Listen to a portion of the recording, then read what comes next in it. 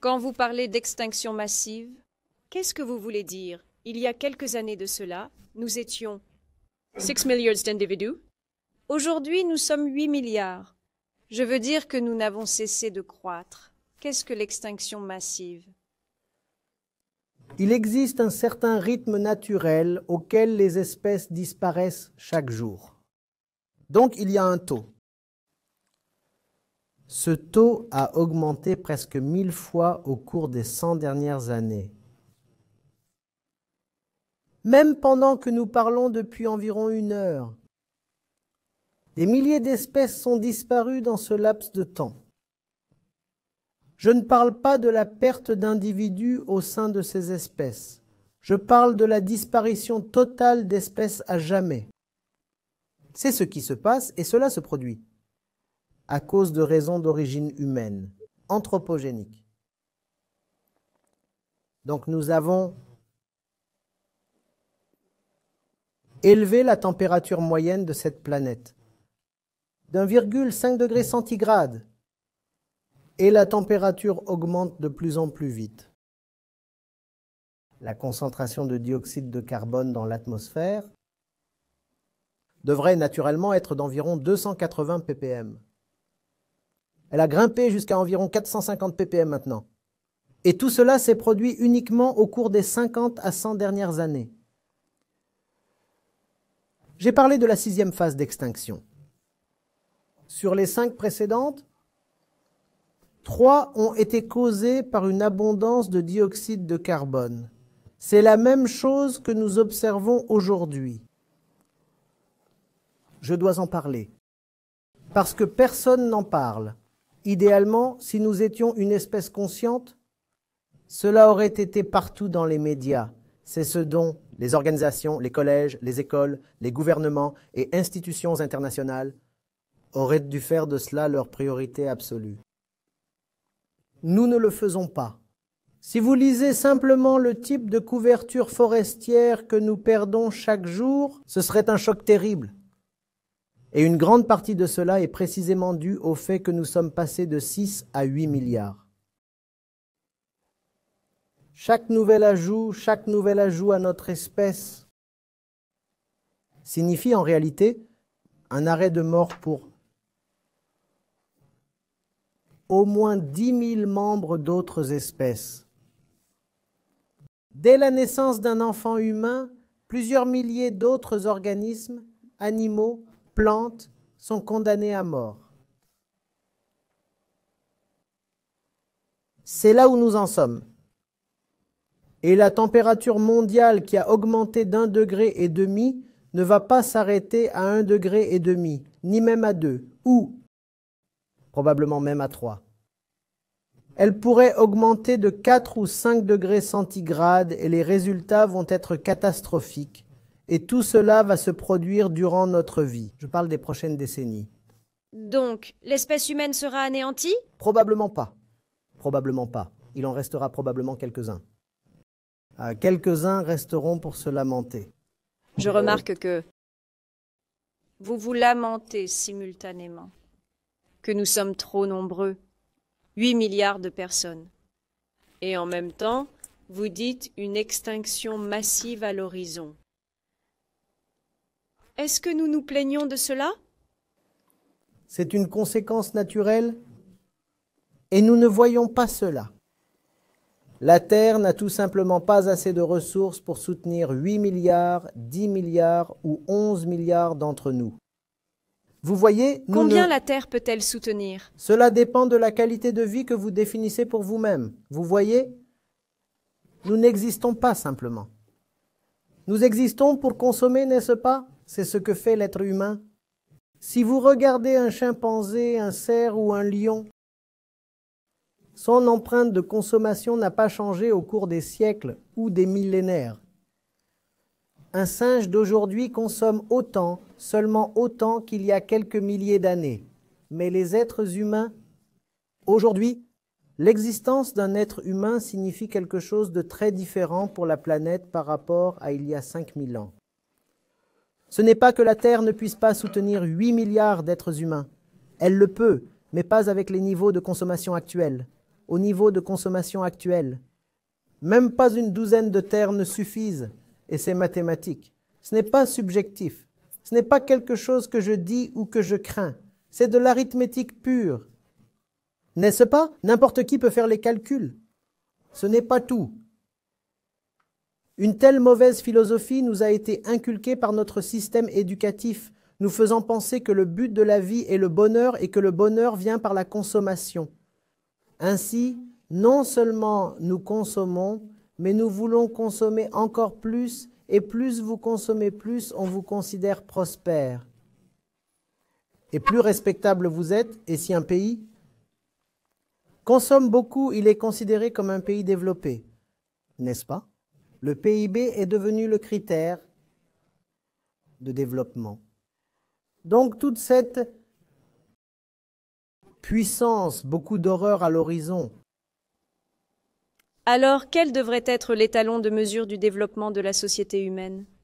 Nous vivons en nous-mêmes. Nous n'avons donc besoin que de ce qui l'extérieur est propice au développement intérieur.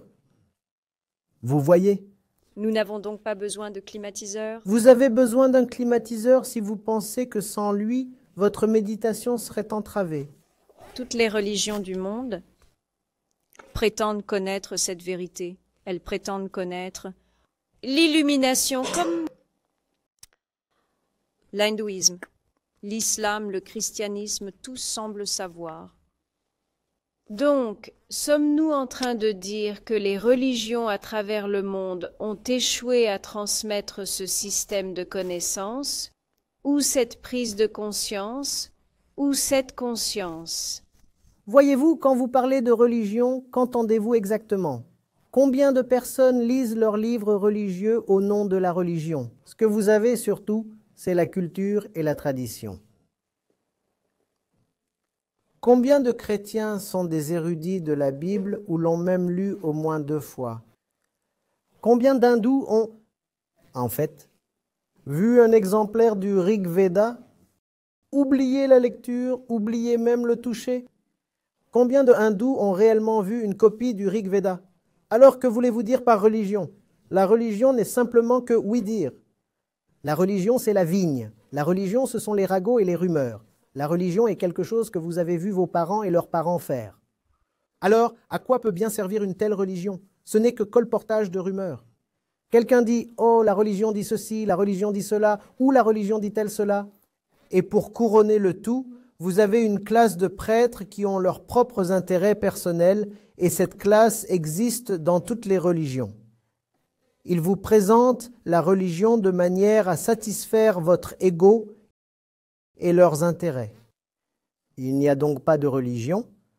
La religion peut éventuellement fournir une réponse si l'on parvient à pénétrer l'enveloppe extérieure de la religion et entrer dans son cœur. C'est là que vous trouvez des choses qui sont affirmatives de la vie, qui apportent de la joie.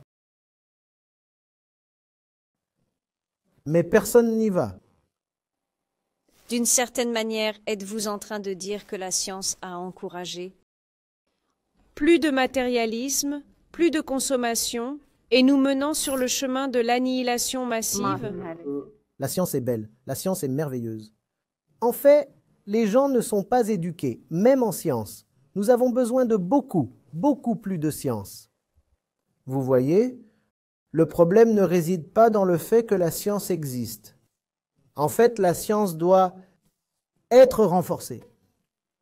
Beaucoup plus. Et la religion? Comprenez bien qu'il s'agit de 2 domaines différents. Dans le domaine externe, si vous voulez savoir, vous avez besoin de la science. Si vous voulez comprendre comment cet écran fonctionne, cet appareil photo fonctionne, ce gadget fonctionne, comment ces piliers sont capables de maintenir ce plafond là où il est. Vous avez besoin de la science. La science a donc son propre domaine légitime. Nous vivons en nous. 3e, 4e, nous devons revenir à ce fait. Et c'est un domaine dans lequel la science refuse très respectueusement d'entrer.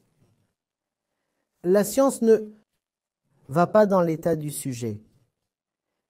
La science étudie l'univers objectif, cet objet.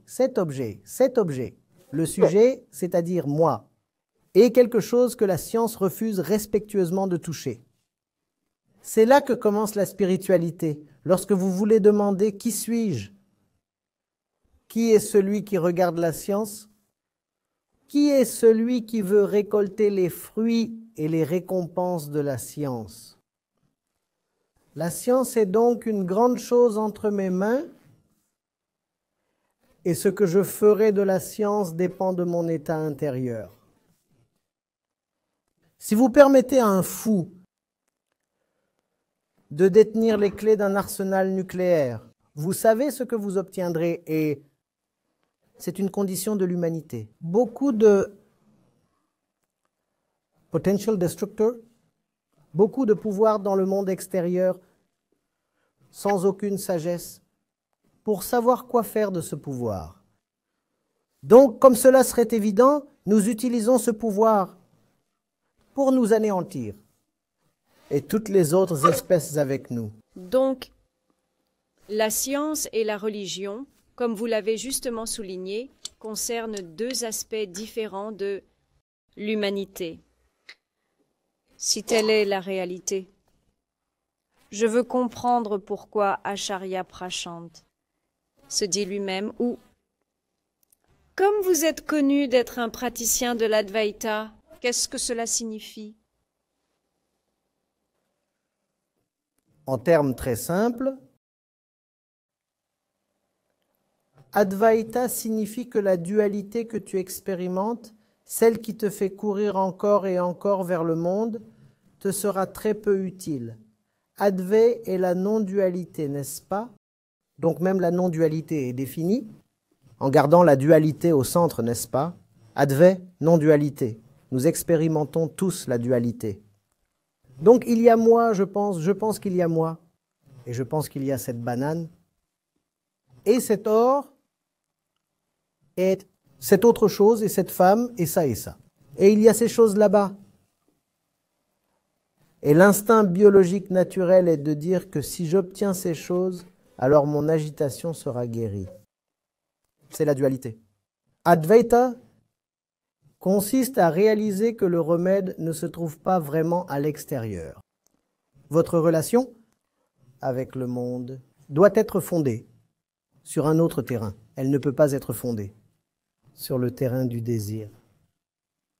Vous ne pouvez pas dire « je suis agité et si j'obtiens cela, cela me donnera la paix. Ainsi, cela constitue ou fonde ma relation avec le monde. » S'il s'agit d'une relation avec le monde, il s'agit d'une relation d'exploitation, et c'est ce que nous avons tous, n'est-ce pas? Une relation d'exploitation avec le monde. Et parce que le monde est constitué, comme nous le voyons, d'autres personnes, ils veulent nous exploiter à leur tour.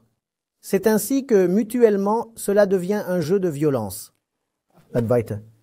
Que ma relation avec le monde doit m'aider à entrer dans mon intériorité. À entrer dans mon intériorité. Le monde n'est pas une fin. Le monde ne peut pas être ma destination ou ma cible. Le monde peut au mieux être un moyen de m'aider à pénétrer en moi-même. Et cela constitue une relation saine et juste avec le monde. C'est la non-dualité. On peut parler de la non-dualité en termes très sublimes, ainsi que de manière très ésotérique, très mystique, mais cela ne serait pas très utile. Ainsi, dans cette non-dualité, la science et la religion, d'une certaine manière, ne font qu'un.